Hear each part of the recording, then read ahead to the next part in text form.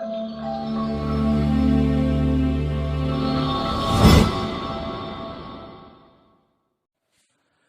teachers, parents and dear students. Today I am going to talk about 3 benefits of reading in 3 parts. 3 very important benefits. पहला part, reading habits आंखों को और mind को training देती है। हमारी आंखों की ट्रेनिंग होती है कि हम लेटर्स को, वर्ड्स को और सेंटेंसेस को कितनी जल्दी आइडेंटिफाई कर पाते हैं। जितनी जल्दी हमारी आंखें लेटर्स को, वर्ड्स को, सेंटेंसेस को आइडेंटिफाई करती हैं, उतनी ही स्पीड से हमारा ब्रेन उसको समझता है, कॉम्प्रिहेंड करता है, अंडरस्टैंड करता है और हम वो सेंटेंसेस, वो वर्ड्स, वो पैराग्राफ क्या कहना चाह रहा है, हम उसका भाव, उसका सेंस, उसका मैसेज समझ लेते हैं। और जब हम रेगुलर रीडिंग प्रैक्टिस करते हैं, रेगुलर रीडिंग प्रैक्टिस करते करते हमारा आई स्पैन भी ब्रॉडर हो जाता है। अब आई स्पैन को मैं कैसे समझाऊंगा आपको। जैसे बच्चा शुरू में जो पढ़ना शुरू करता है, सपोज बच्चा क्या करता है, पहले ए को देखता है, ए लेटर को देखता है कि दिस इज ए लेटर, उसके दोनों आईज उस लेटर पे फोकस करती है, ए। फिर वो नेक्स्ट लेटर सीखता है बी, उस पर फोकस करते हैं।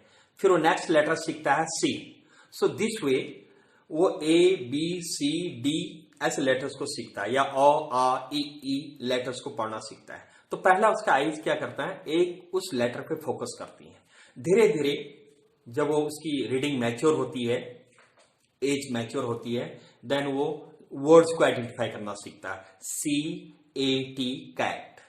नाउ अब वो जब कैट पढ़ता है तो एकदम से कैट नहीं पढ़ता बच्चा। कैसे पढ़ता है, सी, पहले सी को आइडेंटिफाई करेगा, फिर ए को आइडेंटिफाई करेगा, फिर टी को आइडेंटिफाई करेगा। तीनों को आइडेंटिफाई करने के बाद उसको बताया जाएगा कि ये CAT कैट है। धीरे धीरे उसको आइडेंटिफाई करना सीखता है। यहां से शुरू होता है और जब हमारी स्पीड बढ़ती है समय के साथ साथ, फिर वो एक वर्ड, एक लेटर पे कॉन्सेंट्रेट नहीं करके पूरा सेंटेंस, पूरा एक इवन पैराग्राफ या 3-4 सेंटेंसेस हमारी आंखें एक साथ उसको पकड़ लेती हैं। तो वो इसका अर्थ है कि हमारा जो हमारा आई स्पैन है, आई स्पैन हमारा बहुत ही वाइडर हो गया, चौड़ा हो गया है। मीन्स एक झलक में, in single glance we can identify 4-5 letters या 2-3 सेंटेंसेस। इवन जब हम ज्यादा रीडिंग करते हैं तो इवन हम पैराग्राफ भी बहुत जल्दी से एक नजर में पकड़ लेते हैं कि ये पैराग्राफ क्या है, उसको कैसे आइडेंटिफाई करना है, ये पैराग्राफ क्या कहना चाह रहा है, उसका सेंस पूरा पकड़ लेते हैं। ये है हमारा आई की ट्रेनिंग और हमारे माइंड की ट्रेनिंग। सो ये बहुत इंपॉर्टेंट है एग्जाम पॉइंट ऑफ व्यू से। वेरियस एग्जाम्स, ये चाहे 10th का एग्जाम हो, 12th का एग्जाम हो, या कोई और कॉम्पिटिटिव एग्जाम हो, ग्रेजुएशन के बाद एग्जाम्स हो, जो हम कहते हैं रीडिंग कॉम्प्रहेंशन और कैसे समझना है, कैसे उसका सेंस पकड़ना है, ये सब रीडिंग हैबिट से डेवलप होता है। दिस इज द पार्ट 1, जो बहुत ही इंपॉर्टेंट पार्ट है। दूसरा पार्ट रीडिंग कंपटीशन का है, ये हमारे पूरे बिहेवियर में इंप्रूवमेंट लाता है। जिन लोगों का एग्रेसिव बिहेवियर है, या जो लोग हाइपर एक्टिव हैं, एग्रेसिव बिहेवियर मींस गुस्सा आता है, नाराज हो जाते हैं, अपसेट होते हैं, चीखते हैं, चिल्लाते हैं, तोड़फोड़ करते हैं, मार पिटाई करते हैं, एग्रेसिव है, आक्रामक है। अगर उन लोगों को रीडिंग हैबिट डेवलप करा दी जाए, और इवन आप देखेंगे कि उनको एक महीना, 1.5 महीना, 3 महीना, जैसे रीडिंग हैबिट जैसे डेवलप हो, कंपल्सरीली हो या मोटिवेटेड करके हो, रीडिंग हैबिट जैसे डेवलप होंगी तो उनका एग्रेसिव बिहेवियर कंट्रोल में आ जाता है। वैसे ही जिन लोगों को हाइपर एक्टिविटी की प्रॉब्लम है, हाइपर एक्टिविटी मीन्स वो लंबे समय तक किसी काम पर नहीं टिक सकता। अगर उनसे कहा जाए कि आप 3-4 पेजेस लिखो या अपनी दिन भर की दिनचर्या लिखो, डेली अपना क्या किया आपने, इवन वही लिखो, या कोई ड्राफ्टिंग करो, लेटर की ड्राफ्टिंग करो, या कोई नॉवल, कोई बुक, कोई चीज पढ़ो, या कोई चीज, वो खाना बनाना ही हो, सब्जी काटना ही हो, या वो रोटियां बनाना हो, कोई भी काम XYZ, वो घर का काम हो, ऑफिस का काम हो, अंदर का काम हो, बाहर का काम हो, जिसमें लंबा समय चाहिए, कॉन्सेंट्रेशन चाहिए, एक ऑर्गेनाइज्ड माइंड चाहिए, तो उसको नहीं कर पाते हैं। उनको उतावलापन हो जाता है, फिजिटीनेस होती है, हड़बड़ाहट होती है, वो परेशान हो जाते हैं, स्ट्रेस्ड हो जाते हैं, वो एक तरह की बेचैनी जैसी बनी रहती है, hyper activity.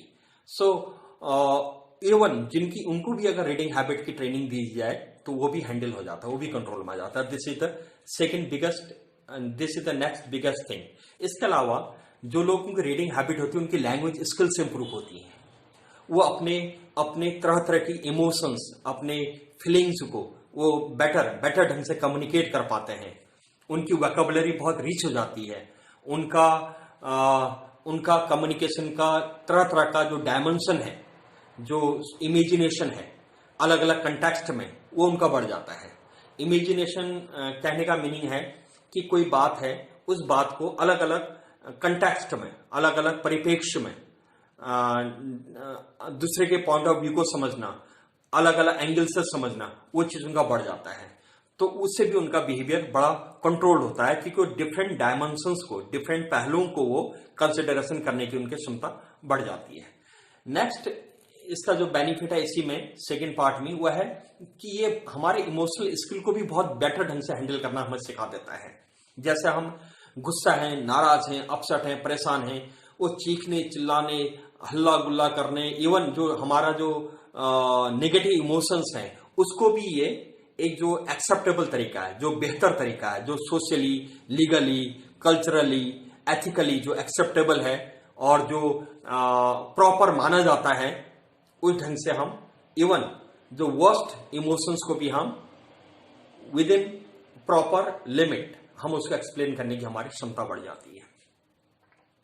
Now I will move to the third part of reading benefits. Third part में है कि हमारे ब्रेन में जो लैंग्वेज रिलेटेड एरिया है, जिसको कहते हैं वर्निकीज एरिया या ब्रोका एरिया, जिसमें लैंग्वेज प्रोड्यूस होती है, लैंग्वेज का प्रोडक्शन होता है, जिसमें रिटन या स्पोकन लैंग्वेज को समझा जाता है, उसको प्रोड्यूस किया जाता है, वो वाला एरिया भी हमारे ब्रेन का, ये जो भाषा से संबंधित लैंग्वेज रिलेटेड एरिया है, ये भी हमारा बहुत स्ट्रोंगर हो जाता है। स्ट्रोंगर होने का मीनिंग क्या है? स्ट्रोंगर होने का मीनिंग है कि जितना हमारा ये लैंग्वेज एरिया हमारे ब्रेन में स्ट्रोंगर होगा, तो इसका अर्थ है कि हमारा ब्रेन का उतना डेवलपमेंट हो रहा है, हमारे ब्रेन की उतनी ज्यादा समझने की क्षमता बढ़ रही है। जब समझने की क्षमता बढ़ रही है तो हमें बहुत से एंगल से कोई चीज को समझने की हमारी क्षमता बढ़ रही है, तो हमारा स्ट्रेस लेवल मैनेज हो जाता है। तो जिन लोगों का स्ट्रेस लेवल ज्यादा होता है, अगर उनकी रीडिंग हैबिट डेवलप कराई जाए तो उनका स्ट्रेस मैनेज हो जाएगा।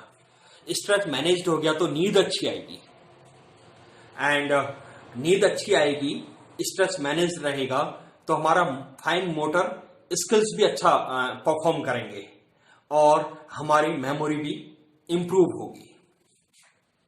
देन नेक्स्ट पार्ट, अगर मैं इसको समराइज करूं finally, so this reading helps in many ways. It helps in training of our eyes, it helps in training of our mind की ट्रेनिंग है, आईज की ट्रेनिंग है, बिहेवियर की ट्रेनिंग है, थिंकिंग की ट्रेनिंग है, और ये हमें सोचने की क्षमता को विकसित करने की ट्रेनिंग है। इवन इसके अलावा स्ट्रेस को मैनेज करने की ट्रेनिंग है। ये हमारे जो नींद की दिक्कत है उसको मैनेज करने की ट्रेनिंग है।